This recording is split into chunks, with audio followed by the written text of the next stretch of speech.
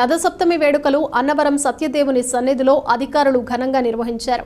మంగళవారం కొండపైన రామాలయం సమీపంలో సత్యదేవుని వార్షిక కళ్యాణ వేదిక వద్ద దేవస్థానం ఈవో వేర్ల సుబ్బారావు మరియు చైర్మన్ ఐవి రోహిత్ ఆధ్వర్యంలో ఋత్వికులు సూర్య భగవానుడికి వివిధ పరిమళ పుష్పాలతోనూ సుగంధ ద్రవ్యాలతోనూ శాస్త్రోక్తంగా వైదిక పూజలు నిర్వహించి భక్తులకు స్వామివారి తీర్థ ప్రసాదాలు అందజేశారు. అయితే రథసప్తమి అనగా సూర్య భగవానుడి జన్మదినం. ఈ రోజున భక్తులు భక్తి శ్రద్ధలతో స్వామివారికి పూజలు నిర్వహిస్తే 7 జన్మల పాపాలు దోషాలు తొలగిపోతాయని పురాణాలు చెప్తున్నాయి. అంతేకాక సూర్య భగవానుడు సర్వ లోకాలకు వెలుతురుని ప్రసాదించి ఆయురారోగ్యాలు అందిస్తారని భక్తుల విశ్వాసం. అందుకనే రథసప్తమికి అంత ప్రాముఖ్యత ఏర్పడింది.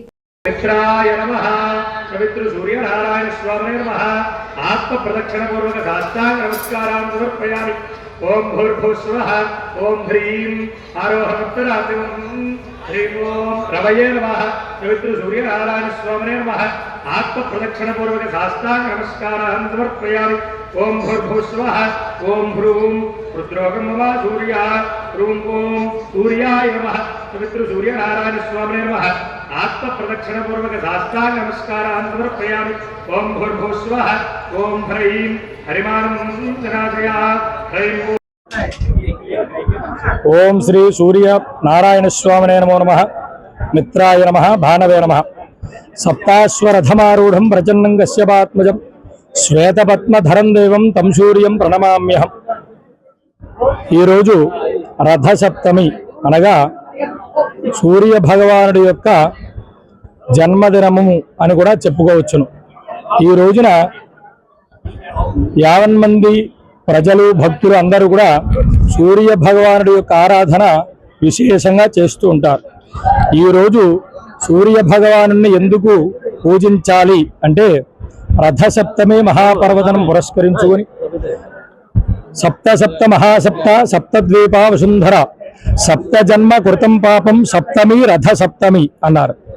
మనం 7 జన్మల్లో చేసినటువంటి పాపాలన్నీ కూడా ఈ రోజున చేసినటువంటి పూజా కార్యక్రమానికి కానీ చేసినటువంటి ప్రార్థనకు కానీ చేసినటువంటి నమస్కారాలకు కానీ ఆ దోషాలు 7 జన్మల్లో చేసినటువంటి దోషాలన్నీ కూడా తొలగిపోతాయి అని చెప్పి శాస్త్రవచనం।